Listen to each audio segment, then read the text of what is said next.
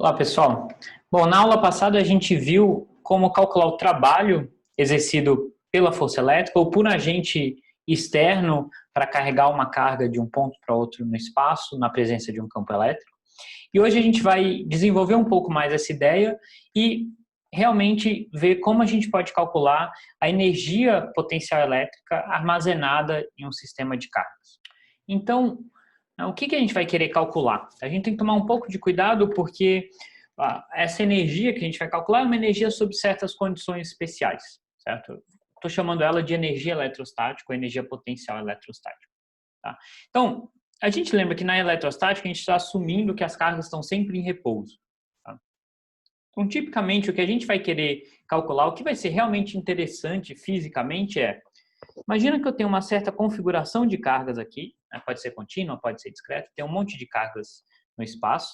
A gente vai querer determinar qual é a energia eletrostática associada a essas cargas, certo? Então, que energia que eu posso associar a esse arranjo de cargas?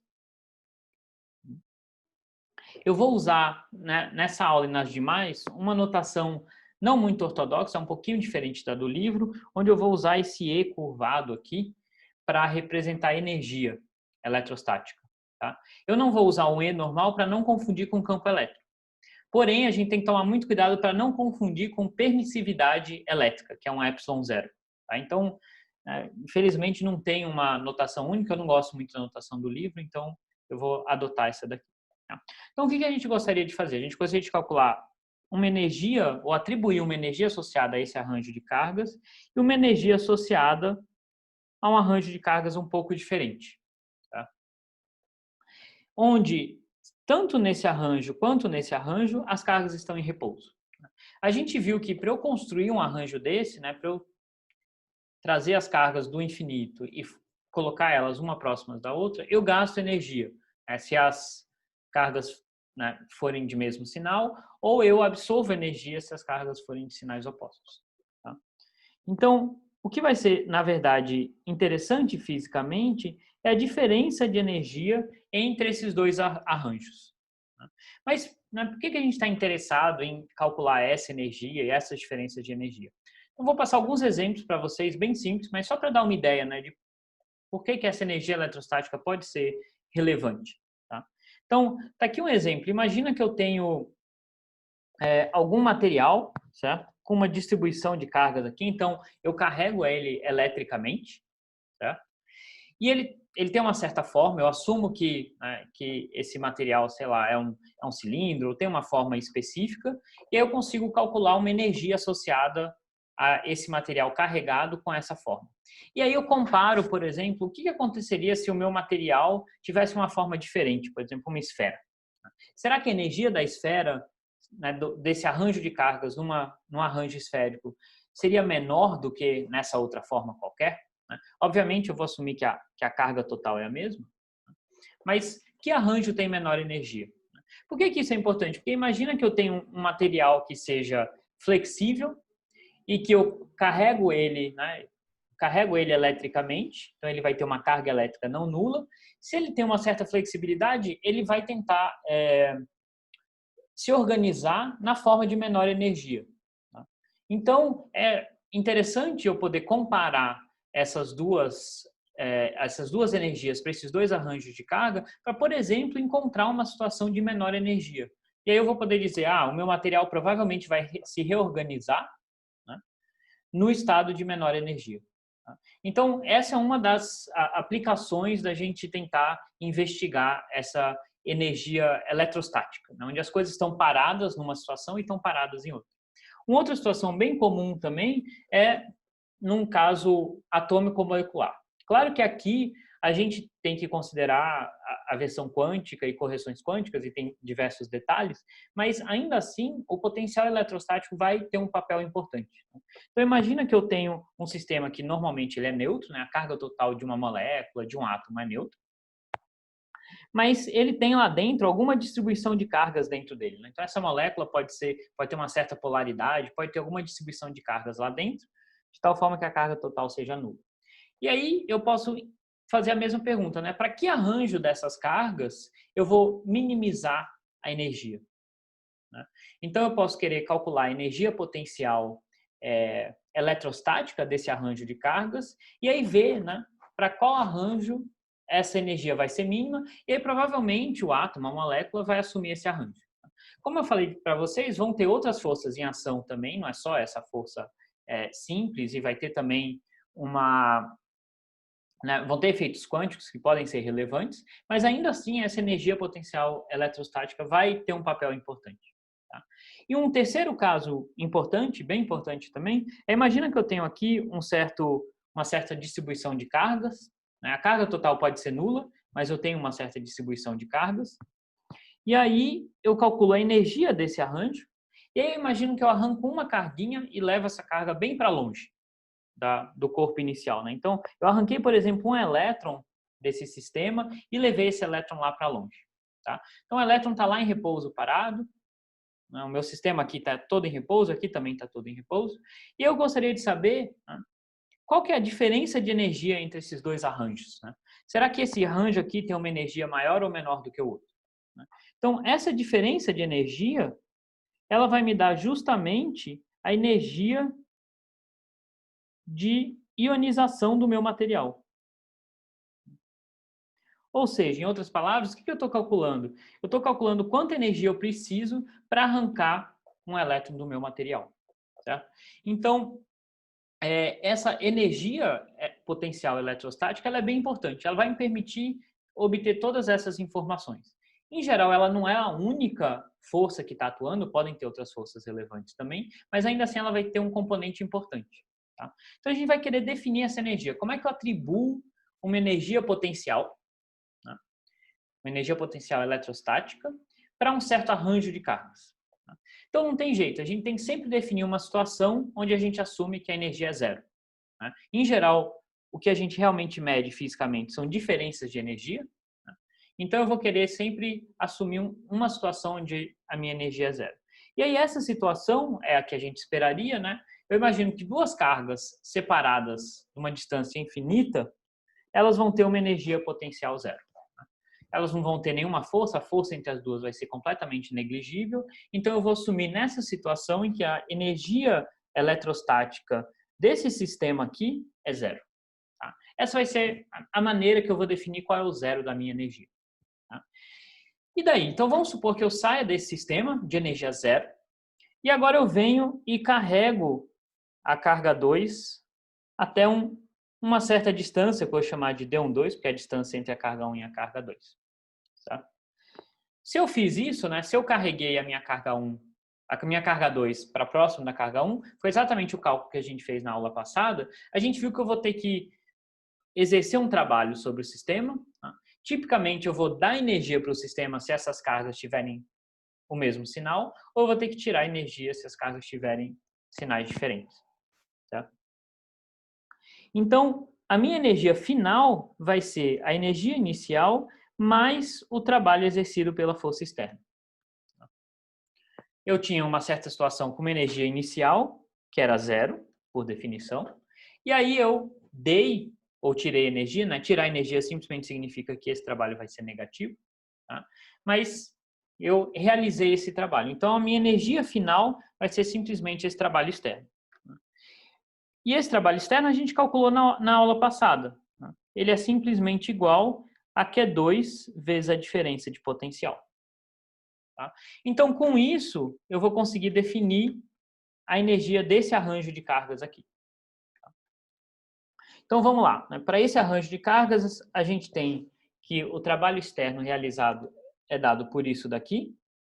Foi o que a gente calculou no final da aula passada.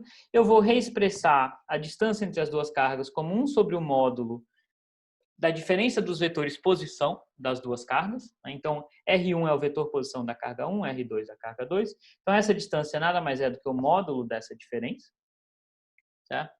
E aí, a minha energia, portanto, vai ser exatamente isso daqui. Vai ser Q1 sobre Q2 sobre 4π epsilon 0, 1 sobre essa distância, né? Ou sobre o módulo da diferença do vetor posição entre as duas cargas. Então, o que é isso daqui? Essa aqui é a energia potencial eletrostática. Eu vou tirar o linha aqui, só para... essa energia potencial eletrostática associada a duas cargas a uma distância d12 entre elas. Né? Então, para um sistema de duas cargas a uma certa distância, essa é a energia associada. Né? Então, em particular, o que eu posso analisar? Né? Vamos supor que as cargas tenham o mesmo sinal. Tá? Se elas têm o mesmo sinal, elas vão ter uma força repulsiva entre elas, mas todo esse número aqui vai ser um número positivo. Tá? Então, o que acontece quando eu afasto as cargas? Bom, quando eu afasto as cargas, essa distância aumenta, quer dizer que a energia associada diminui. Né? Então, eu pensaria que quanto mais distante essas cargas, menor a energia do meu sistema. Então, se eu comparar um sistema onde as cargas são bem longe e onde as cargas estão bem próximas, o sistema com as cargas bem distantes é o sistema de menor energia, que é o esperado, né? Porque essas cargas estão se repelindo, então a tendência delas é se afastar. Tá? Se as cargas tiverem sinais opostos, esse produto for negativo, vai ser o contrário. Né? Quanto mais próximo as cargas, menor a energia do meu sistema. Então, a energia mínima seria uma carga em cima da outra. Tá? Mas isso, em geral, não acontece, porque quando as cargas chegam muito próximas, tem outras forças que começam a atuar. Tá? Então, notem que nesse caso em que o produto das cargas é negativo, essa energia potencial eletrostática vai ser negativa. Isso não é um problema. Uma energia negativa não é um problema. Certo? Só a energia cinética é que não pode ser negativa, mas uma energia potencial, como essa aqui, pode sim ser negativa. Tá? Então, vamos tentar generalizar esse resultado para um arranjo de várias cargas. Certo? Então, se eu tiver várias cargas, como é que vai ser a energia potencial eletrostática associada a esse arranjo? Então, como é que a gente pode fazer isso? A gente pode sair desse arranjo que a gente acabou de fazer e tentar agora trazer uma terceira carga para a próxima dessas outras duas. Né? Então, eu vou manter essas duas fixas e aí eu trago uma carga Q3 que inicialmente estava lá longe e eu trago ela até um certo ponto aqui próximo das outras cargas. Né?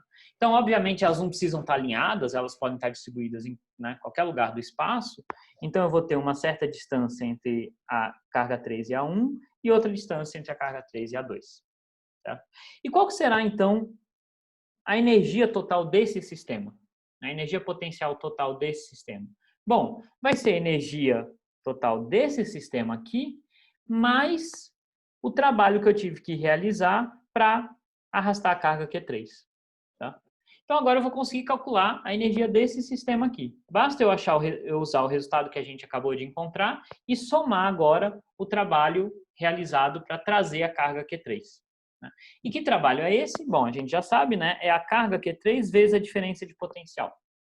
Mas que potencial é esse? É o potencial gerado pelas outras cargas. Né? Quando eu estou trazendo o Q3, as cargas que estão gerando potencial para essa carga Q3 é a Q1 e a Q2. Tá? Então, nesse potencial agora, eu vou ter a contribuição da carga Q1 e da carga Q2. Né? São essas duas que estão gerando um campo elétrico para Q3 ou que estão exercendo uma força sobre Q3. Certo? Então, esse potencial, né, que eu vou chamar de V12, que é o potencial gerado pela carga 1 e pela carga 2, a gente viu também que a gente pode aplicar o princípio de superposição. Então, isso vai ser Q1 sobre 4πε0 R menos R1, é o módulo dessa distância, desse vetor de distância, mais Q2 sobre 4πε0, 1 sobre R, o módulo de R menos R2. No meu problema aqui, o R, quando eu for calcular esse ΔV, o R vai ser a posição inicial e final da carga Q3. Tá? Então, quando a carga Q3 está lá no infinito, né, esse potencial é nulo, está lá ligado à nossa definição da origem do referencial, do potencial. Né? Então, esse termo e esse termo vai ser nulo nessa situação inicial. E na situação final, eu vou ter um potencial dado justamente por essa expressão aqui, deixa eu copiar ela.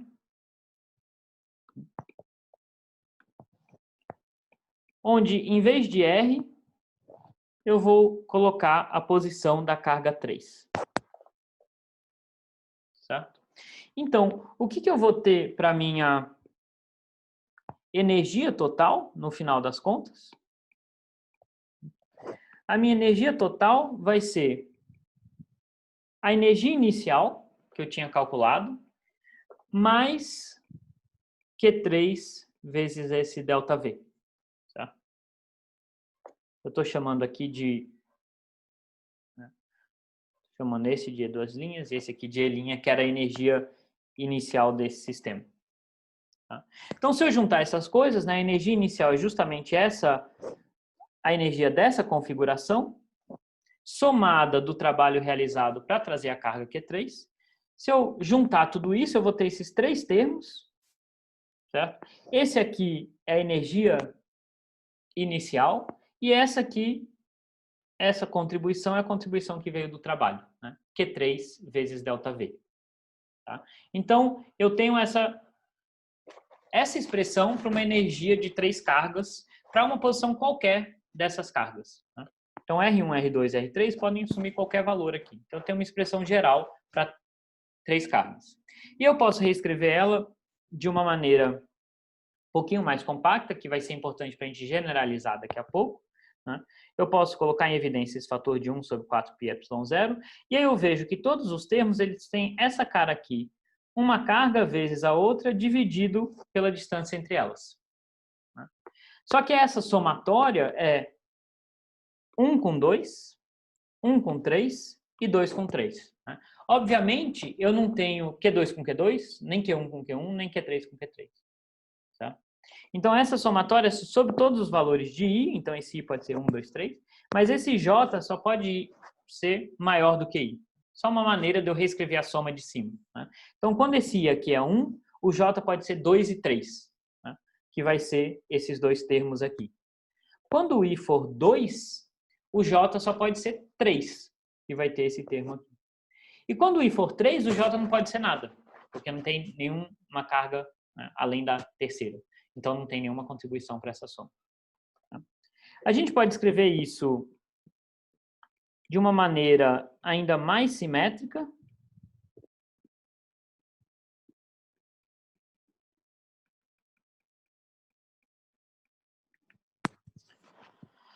Que é da seguinte forma, certo? Eu vou colocar um fator de meio aqui.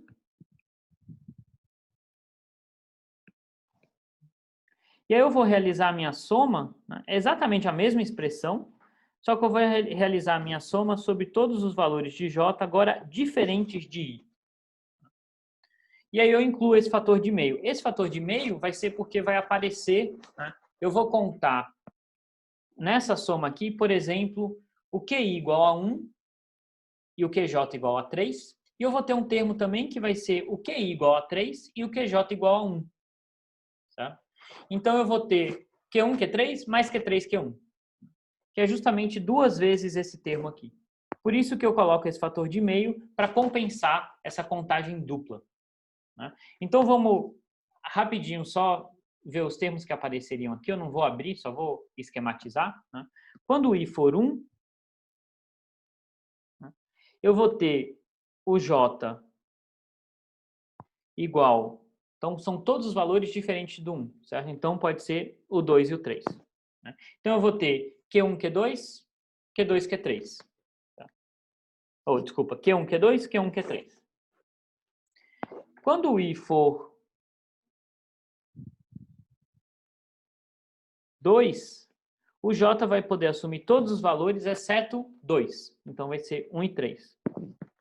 Tá? Então, eu vou ter, por exemplo, 1, 2. E aqui eu vejo que eu estou contando 2 vezes esse termo, porque apareceu 1, 2 aqui e agora 2, 1 aqui. Então, é o mesmo termo contado 2 vezes, por isso eu preciso desse fator meio. Tá? E eu vou ter o termo 1, 3. Não, desculpa, eu vou ter o termo 2, 3, que é esse aqui, que ainda não tinha aparecido. E, finalmente, quando o I for 3, o meu J vai poder ser 1 e 2. Tá?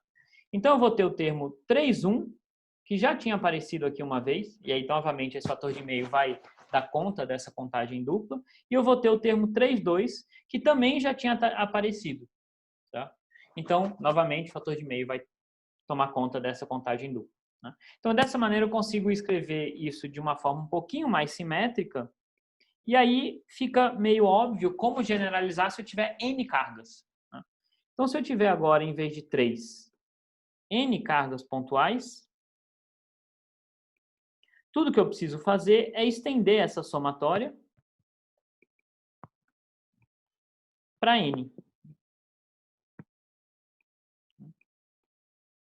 Então, a minha expressão vai ser essa somatória aqui, só que o I agora vai até N. Tá? E tudo continua válido. Não é difícil de se convencer de que esse é o resultado geral. Tá?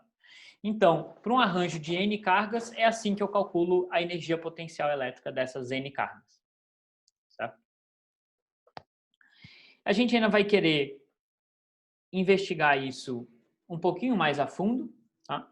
Então, a gente vai pegar essa expressão e vai reescrever ela da seguinte maneira, né? Então, era essa expressão que eu tinha aqui, né? Eu tinha um fator de 1 meio vezes 4π epsilon zero, que aqui eu escrevi como 8π epsilon zero. E eu vou fazer o seguinte, eu vou colocar um QI para fora dessa somatória, já que a somatória é só sobre J, e aí o que fica dentro, entre parênteses, aqui é uma somatória sobre J diferente de I, de QJ, agora eu estou colocando o 4π epsilon zero aqui, estou deixando o fator de meio fora. Então, o que vai ficar dentro desses colchetes vai ser QI sobre 4π epsilon zero, 1 sobre a distância entre a carga I e a carga J. Certo? E esse daqui eu identifico que ele tem exatamente a cara de um potencial elétrico, né? A somatória de vários termos, ou seja, a somatória do potencial elétrico de todas as cargas, exceto a carga I. Certo? Então, eu posso escrever também essa energia potencial total como 1 meio somatória de QI vezes o potencial elétrico calculado em RI. Mas eu tenho que tomar um certo cuidado, porque esse é o potencial elétrico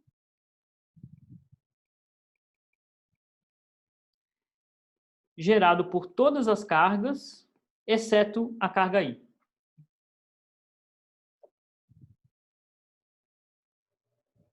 Então, por todas as cargas diferentes da carga I. Certo? Mas essa também é uma expressão completamente equivalente para a minha energia potencial elétrica. Então, se eu tiver várias cargas, eu olho para a carga Q1, calculo o potencial elétrico devido a todas as outras cargas, multiplico o Q1 por esse potencial. Pego uma carga Q2, calculo o potencial elétrico gerado por todas as outras cargas, multiplico Q2 por esse potencial e faço essa somatória. Né? É uma conta chata, enfim, pode ser longa se eu tiver muitas cargas, mas a gente sabe como fazer. Né? E assim a gente consegue atribuir uma energia para uma certa configuração de cargas. E como eu falei para vocês no começo da aula, essa energia vai ser importante em várias situações físicas. A gente estudar, por exemplo, ionização, energia de ionização de um certo material, ou de um certo elemento, ou de um certo átomo. Tá? Então, vamos agora, né, ir para um caso ainda mais geral, que é o caso em que a gente tem uma distribuição contínua de cargas. Tá? Então, eu não vou, né, fazer a passagem para vocês do caso discreto para o contínuo, mas eu espero que fique relativamente claro que isso daqui vai ser generalizado para uma densidade de cargas, e essa somatória vai ser uma integral sobre o volume onde estão essas cargas. E esse vai ser o potencial gerado pelas cargas. Então, a minha expressão no caso contínuo é esse daqui. Eu tenho a minha densidade de carga elétrica vezes o potencial gerado por todas as cargas.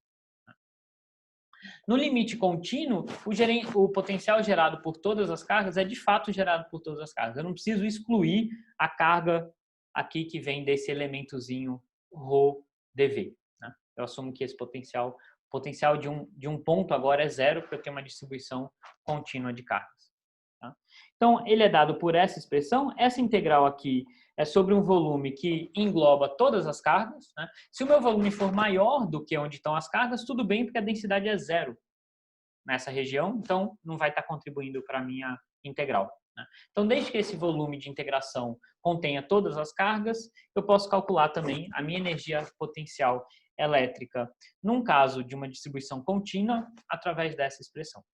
Tá? E agora o último passo, que a gente vai reescrever essa energia potencial ainda de uma nova forma, certo? Que vai ser bem interessante, que é o seguinte. Então, usando essa forma agora de cima, tá? Do caso contínuo, a gente lembra que essa densidade de cargas que aparece nessa definição aqui, eu posso relacionar ela com o campo elétrico. Tá? Porque a gente lembra, pela primeira equação de Maxwell, que o divergente do campo elétrico é justamente ρ sobre ε0. E lembrando que esse ε0 aqui é a permissividade do vácuo, não tem nada a ver com a energia. Tá?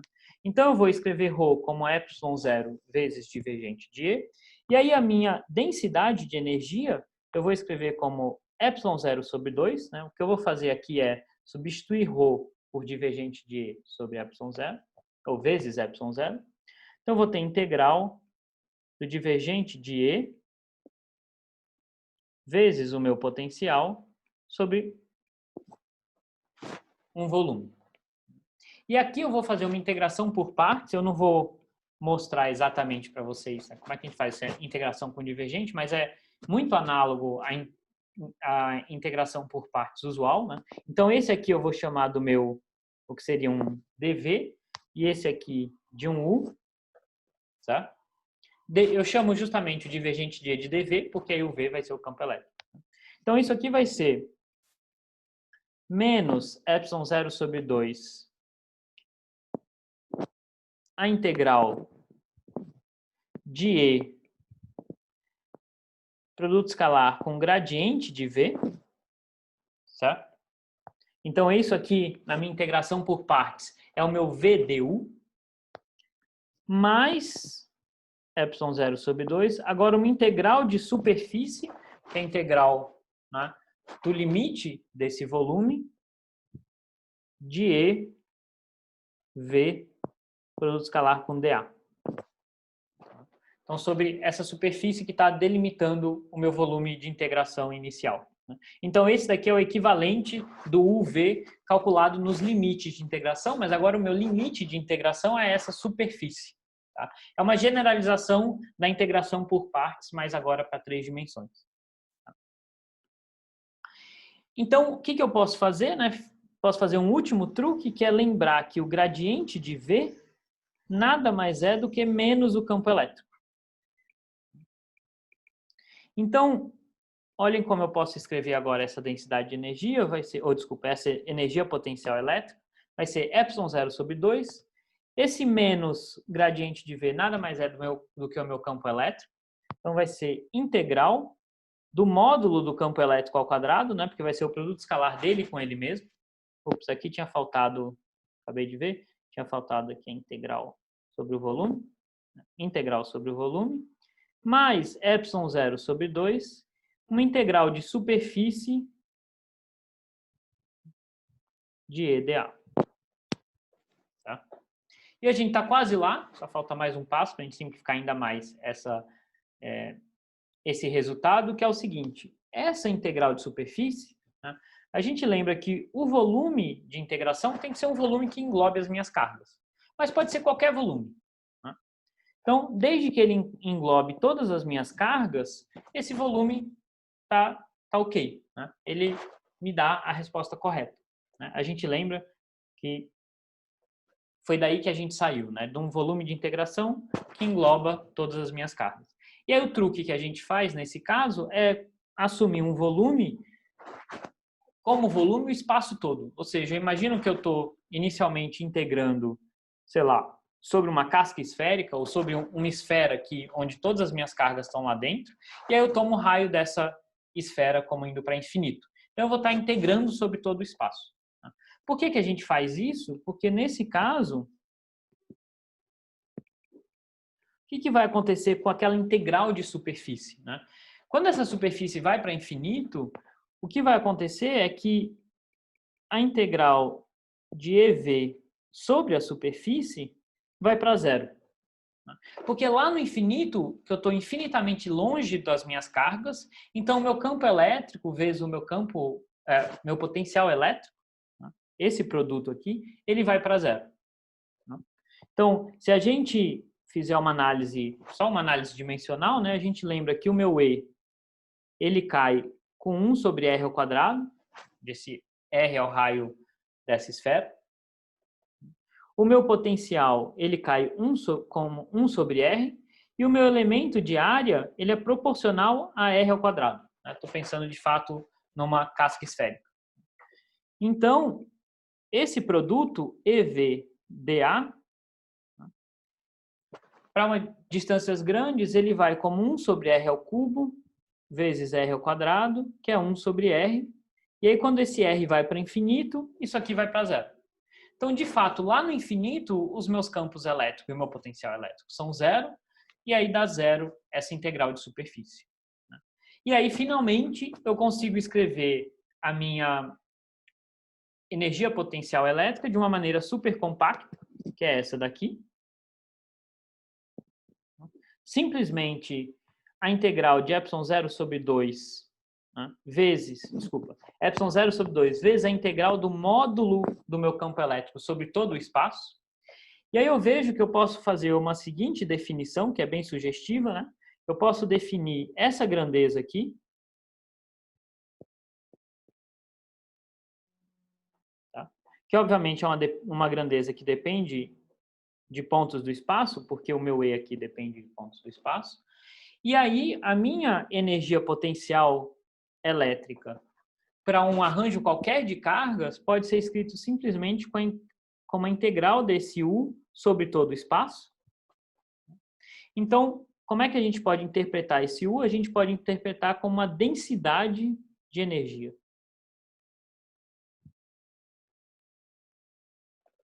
Potencial elétrico. Tá? Então, esse U, ele está me dizendo a densidade de energia armazenada em uma certa região do espaço.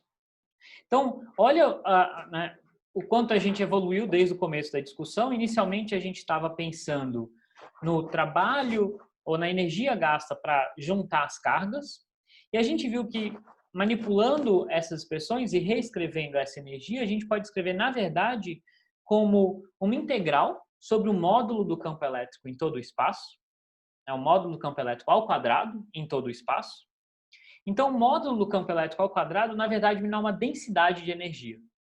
O que é a interpretação? Como é que a gente pode interpretar esse resultado?